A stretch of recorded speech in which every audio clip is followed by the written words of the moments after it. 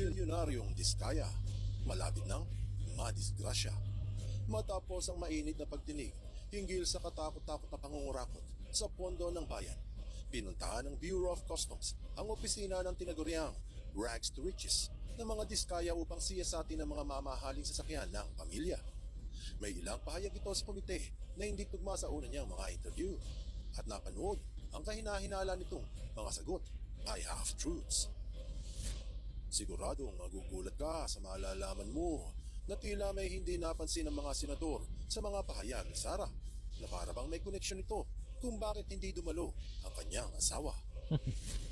May room.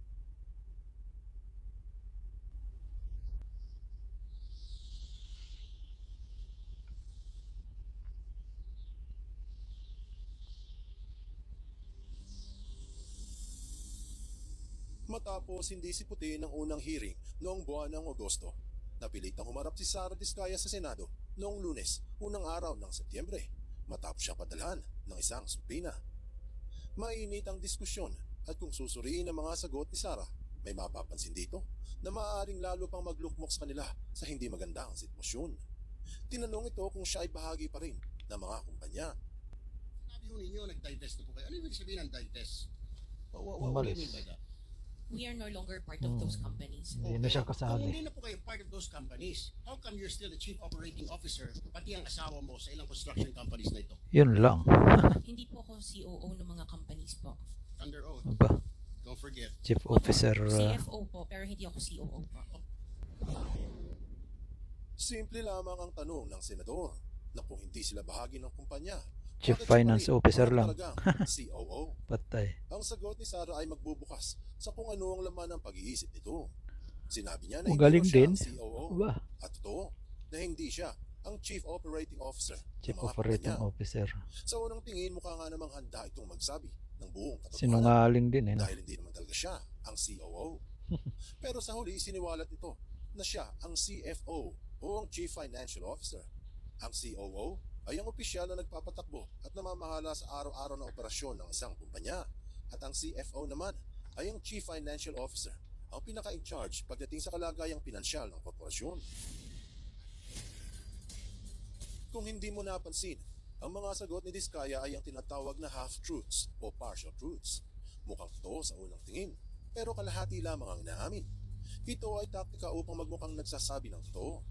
Hindi nga naman siya ang COO, tama, dahil siya ang CFO. Isang letra lang ang pinagkaiba. Linilihis ang usapan eh. No? Dahil ang mga sagot na half-truths ay misleading o may intensyon to deceive o makapanglinlang para malihis ang punto ng nagtatanong. Oo. At nalihis nga. Linilihis Dahil eh. ang punto ay dapat hindi na sila kasali sa kumpanya. Walang duda na resulta ito ng payo mula sa kanyang legal counsel. Kaya siguro hindi ito pumunta noong una.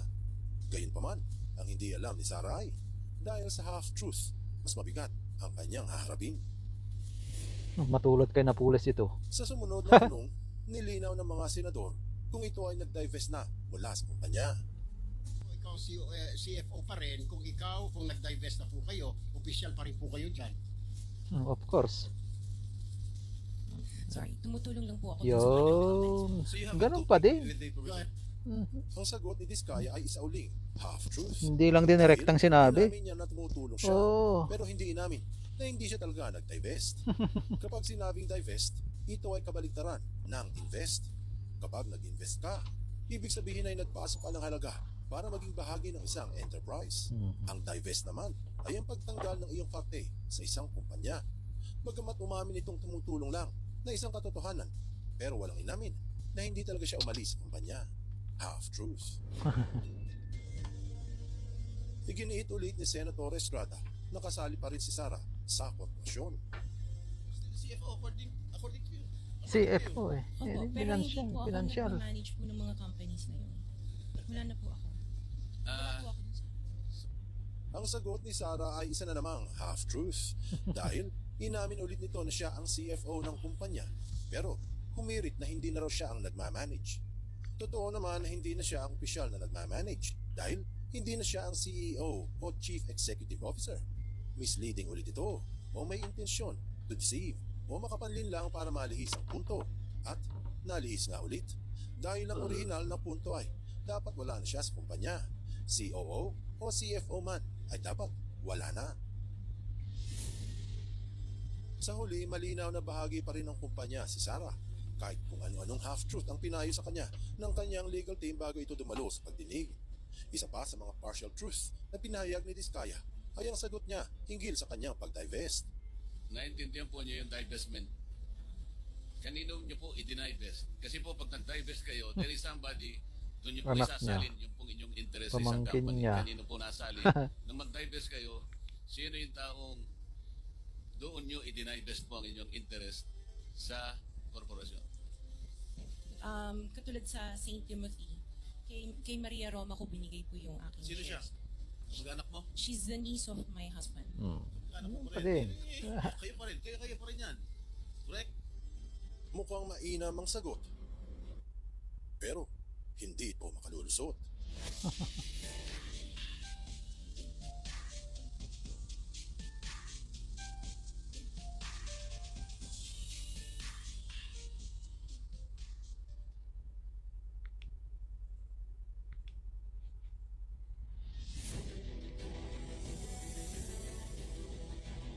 Marami ang nakapansin na hindi kasama ni Sarah si Curly sa hearing. Eh di wow, sabi nila. Subalit kaila sa marami na hindi ito aksidente. Ito ay sinadya. Totoo na hindi imbitado si Curly sa hearing. Pero sana bilang asawa ay nasa tabi siya at sumusuporta habang ginigisa si Sarah. Pero bakit wala? May magandang dahilan. Kung matatandaan na dating taong simbahan ito sa Pasig, nakatabi lamang ng Pasig Catholic College at ng CBC. Sa kanilang interview, ipinahayag ni Curly na dati siyang nahihiyang makita na pinapawisan dahil sa paglinis ng simbahan. Pero nakararamdam ito ng pagiging proud kapag nakasuot na ng sutana. Pruweba na medyo alala ito sa kanyang reputasyon. Sa madaling sabi, hindi ito pumunta dahil sa kahihiyan. Baka ibulgar nito ang katotohanan. Ang hindi namamalaya ng mga Diskaya na ang kanilang pagsasabi ng half-truth ay may masamang kahahantungan. Hindi dahil sa baka marimata ang maluho nilang bahay o makumpiska ang kanilang magagarang sasakyan. Ngunit, mas masahol pa. Posibleng sila ang gawing scapegoat ng mga tiwaling politiko sa gobyerno. Katulad ng ginawa noon kay Janet Lim na Poles, ang babaeng nasa sentro ng pork barrel scam noong taong 2012. Ayon sa mga investigasyon, siya ang utak sa pag-agos ng bilyong-bilyong piso mula sa PDAF na mga mamabatas papunta sa mga peking NGOs na pag-aari niya.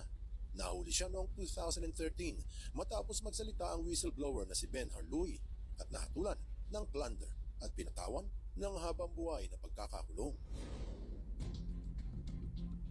Walang duda na magkakakutsaba ang mga tiwaling opisyal ng pamahalaan. Kaya nga marami ang nakakagawa ng pagnanakaw sa kaban ng bayan nang walang sumisita. Kung magkakalaglagan sa huli, sino ang kanilang ituturo? Mga kakumpadre sa gobyerno o mga Diskaya?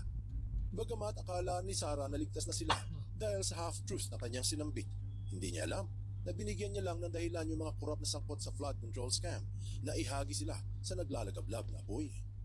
They will throw her under the bus. Ika nga, siya ang gagawing scapegoat ng mga magnanakaw upang maipakita sa taong bayan na merong nakulong sa bilyong-bilyong ninakaw nila mula sa buwis ng mga Pilipino. Araw ng Martes, nagsagawa ng operasyon ng Bureau of Customs sa compound ng St. Gerard Construction sa Pasig City, kumpanyang pag-aari ng mag-asawang kontratista. Pero sa halip na makitang lahat ng mga mamahaling sasakyan na tinutukoy sa search warrant, 2 lang sa 12 ang natagpuan sa loob ng garahe. Ayon kay Commissioner Ariel Nepomuceno, nauna 2 lamang ang natagpuan, pero ngayon 14 na ang kumpiska. At ang palusot ng abogado ng pamilya ay ginagamit yung ibang sasakyan kaya wala sa garahe. Yung iba naman ay sabay-sabay ang maintenance. Yung iba naman ay nilagay sa ibang lugar dahil raw baka nga naman bumaha. Palusot na mukhang half-truth din.